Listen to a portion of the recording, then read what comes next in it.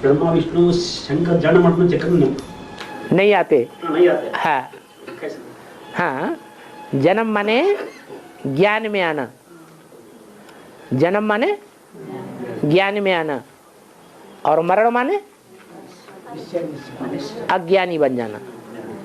क्या इस समय जो ब्रह्मा जिस तन में मुख्य पार्ट बजाय रहा है वो निश्चय बुद्धि है या अनिश्चय बुद्धि है? ज्ञान चंद्रमा ब्रह्मा सर पे दिखाते हैं ना, तो जिसके सर पर दिखाते हैं वो निश्चय बुद्धि है या अनिश्चय बुद्धि है? निश्चय बुद्धि है। तो उसका सदैव ही जन्म है कि मृत्यु भी होती है? वो सदैव ही जिंदा है या मृत्यु भी होती है?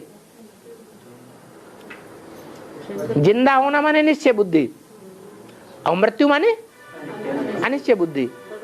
तो वो भाल चंद्र जिसके मस्तक पर चंद्रमा है वो पार्टधारी अभी निश्चय बुद्धि है या अनिश्चय बुद्धि? जिंदा है या मृत्यु में है? निश्चय नहीं ना, पूरा निश्चय। प्रजापिता को पूरा निश्चय नहीं है। हाँ, तो उसी की तो बात हो रही है। जिसके मस्तक पर चंद्रमा है वो, चंद्रमा की बात नहीं हो रही है। हाँ, तो जो शंकर जो है, शंकर जो पार्टधारी है वो निश्चय बुद्धि है, जिंदा है या मर गया?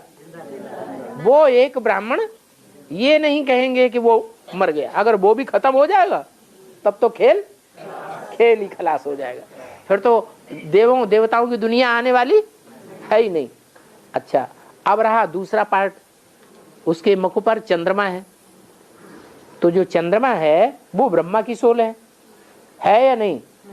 चंद्रमा है तो शंकर है, अगर चंद्रमा नहीं है तो बालचंद्र नहीं है, शंकर नहीं है, तो वो भी जिंदा है। क्या उसके लिए भी नहीं कहेंगे मर गया, जीवित ही कहेंगे ना। और तीसरा क्या? विष्णु। विष्णु कौन है? विष्णु है या नहीं है? कौन है फिर विष्णु? है?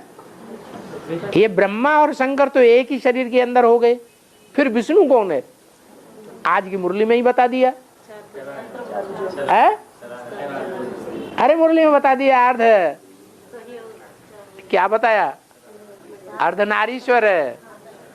क्या? अर्धनारीश्वर का मतलब है कि आधा शरीर जो है वो स्त्री चोला है और आधे में परम पुरुष प्रवेश है। तो पुरुष भी है और वो स्त्री चोला भी है, इसलिए वो कंबाइंड होने के कारण विष्णु रूप है या नहीं है? इसलिए मुरली में बोला दुनिया की ऐसी कोई बात नहीं जो तेरे पर लागू न होती हो। तो तेरे पर विष्णु लागू होता है या नहीं लागू होता है? विष्णु भी है, वो अभी ब्रह्मा भी है तो विष्णु भी है तो शंकर भी है, वो त्रिमूर्ति शिव है। इसलिए एक को याद करो, कोई दूजम को याद न करो। हाँ।